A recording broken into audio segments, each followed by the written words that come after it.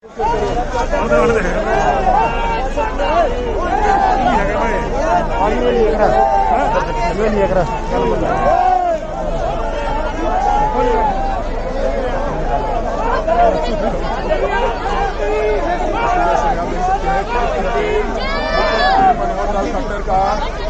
घरोंडा दौरा है और किस तरह से पहले कैमला गांव में पहुंचे और इस समय बरसत गांव में आप देख सकते हैं जहां पर सैकड़ों की संख्या में जो लोग हैं वो बरसत गांव में मुख्यमंत्री के स्वागत के लिए पहुंचे हुए थे। हमारी आप सभी से अपील श्री हरेंद्र कल्याण जी,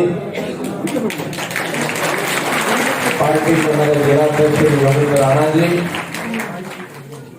उपस्थित गांव के बुजुर्गों, नौजवान साथियों, माताओं बहनों, पत्रकार सहायता मित्रों, सबसे पहला विषय तो ये है कि इस गांव का एक ऋण वो जो मेरे ऊपर था, आज मैं सोचा कि इस गांव के मंदिर में दर्शन करके और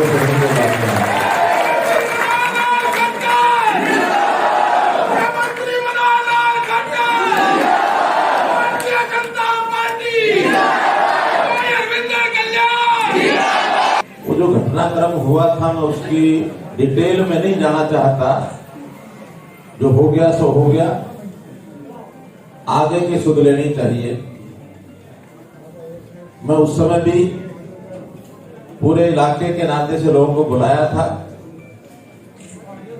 उस समय आप सबके दर्शन नहीं कर सका, लेकिन आज विचार किया कि इसी मंदिर के प्रांगण में उस समय भी मुझे आना था, बाद में एक सभा को संबोधित करना था,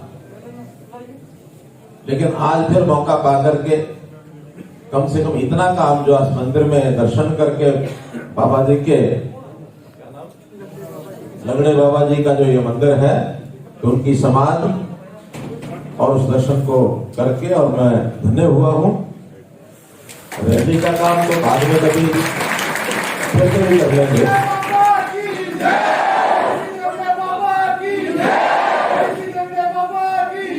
जब समाज की आस्था और श्रद्धा किसी चीज के ऊपर होती है, उसमें से ताकत मिलती है। आप लोग तो लगातार इस गांव के वासी हैं, तो लंगड़े बाबा की कृपा आपके ऊपर तो सबके ऊपर है थी, और मैं मानता हूं कि उन्हीं की कृपा से यहाँ के गांव के लोग फल फूल रहे हैं, उनको खुशियां मिल रही हैं। मैं भी कामना करता हूं कि आप लोगों को और जीवन आपका सफल हो, आपको खुशियां मिले, सदा आप लगातार आगे बढ़ते रहें। आज तो इस अवसर पर आपके दर्शन करके और एक दो कार्यक्रम छोटे रखे हुए, वहां से करते हुए मुझे करनाल पहुंचना है। मौसम भी खराब हो गया। वैसे तो यहाँ शायद मैं मौसम ठीक होता तो 2 बजे तक भी आ सकता था, लेकिन 3:30 बजे केवल मौसम के कारण से यहाँ देरी से आया हूँ। इस देरी का थोड़ा सा आगे भी मुझे कवर करना होगा। आज तो मैं यही कहता हूं कि आज मैं घरोंडा विधानसभा के इस कैमला गांव में आया हूं। आपको ध्यान में है कि वर्ष भर पहले इस गांव में मुझे आना था, लेकिन जैसी परिस्थितियां बनी आपको सबको मालूम है, उन परिस्थितियों के कारण से यहाँ मेरा हेलीकॉप्टर उतर नहीं सका। लेकिन इस क्षेत्र में जब भी मैं आऊँगा, सबसे पहले कैमला गांव में आऊँगा, वो मैंने आज काम पूरा किया है। और ये जो एक तीर्थ स्थान है, यहाँ मंदिर है, लंगड़े बाबा की जो समाधि है यहाँ, उस समाधि के यहाँ श्रद्धा है बहुत लोगों की। तो यहाँ जो एक हॉल बनाने की बात इन्होंने कही है, लंगर हॉल, भंडारा चलाने की बात, उसके लिए 51 लाख रुपए का अनुदान ये मैंने यहाँ दिया है। और ऐसे ही गाँव की स्वच्छता के नाते जो यहाँ के अंदर तालाब हैं, गाँव के अंदर हैं, उनका सौंदर्यीकरण, उसका पुनरुद्धार और एक गोबर गैस का बड़ा प्लांट जो आसपास के गांव को मिला करके एक बड़ा गोबर गैस प्लांट लगाया जाएगा, ताकि गांव के लोगों की आमदन वो भी बढ़ सके और स्वच्छता सुंदरता भी बन सके। सर, 75% चुनाव है, किस तरह से देखते हैं 5 राज्यों में जो चुनाव है, किस तरह से तैयारियां चल रही हैं? देखिए, 5 राज्यों में सब जगह माहौल अच्छा है। मैं स्वयं उत्तराखंड में होकर आया हूँ, 2 विधानसभाओं में मेरा कार्यक्रम था, वहाँ माहौल बहुत अच्छा है और वातावरण बड़ा एक सौहार्दपूर्ण भारतीय जनता पार्टी के लिए है। मैं समझता हूँ कि भारतीय जनता पार्टी की उत्तर प्रदेश में, उत्तराखंड में, मणिपुर में सरकारें बननी निश्चित हैं। पंजाब में भी हम अपनी अच्छी उपस्थिति दर्ज कराएंगे। और हो सकता है कि कुछ सम विचार लोगों को साथ लेकर के हम वहाँ सरकार बनाने में भी कामयाब हो। सर 75% का जो कानून आपकी सरकार ने बनाया था, जिसपे कहा था कि हाई कोर्ट ने रोक लगा दी है, दुष्यंत चौटाला का ट्वीट आया है कि हम लड़ाई लड़ेंगे। निश्चित रूप से आखिर हरियाणा के युवा के रोजगार के लिए हम लगातार प्रयत्नशील हैं। तो ये जो 75% का जो कानून यानी हाई कोर्ट ने जिसके ऊपर स्टे दिया है, अभी केस वहाँ चलेगा, हम मजबूती से उस केस को लड़ेंगे।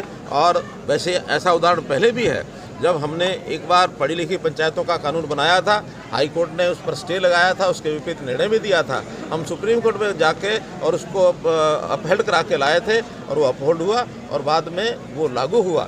इसी प्रकार मैं मानता हूं कि ये 75% वाला जो कानून है, इसमें भी हाई कोर्ट की लड़ाई लड़ेंगे, आवश्यकता पड़ेगी तो फिर बात। सर राहुल गांधी ने संसद में बयान दिया है कि ये जो न्यायपालिका है, चुनाव आयोग है, पेगासिस है, उसके जरिए लोगों को दबाने का प्रयास किया जा रहा है और सरकार गरीब और अमीर दो भागों में बांट रही है।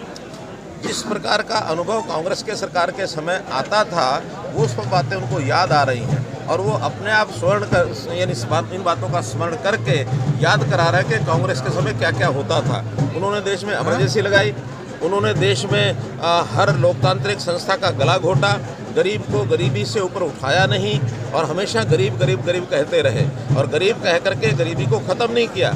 आज मुझे हैरानी है कि प्रणब मुखर्जी जो देश के पहले वित्त मंत्री हुआ करते थे, वो कहते हैं कि इस बजट में गरीब के लिए कुछ नहीं है, क्योंकि पूरे बजट में गरीब शब्द ही 2 बार लिया गया है। यानी शब्द कितनी बार लिया जाए तब वो गरीब समर्थक होगा और शब्द ना लिया जाए गरीब समर्थक नहीं होगा। यही उनके दिवालियेपन का द्योतक है। सर पंजाब में चुनाव है, इस समय कांग्रेस की सरकार है, अभी तक उन्होंने सीएम कैंडिडेट अनाउंस नहीं किया है, क्या समझते हैं?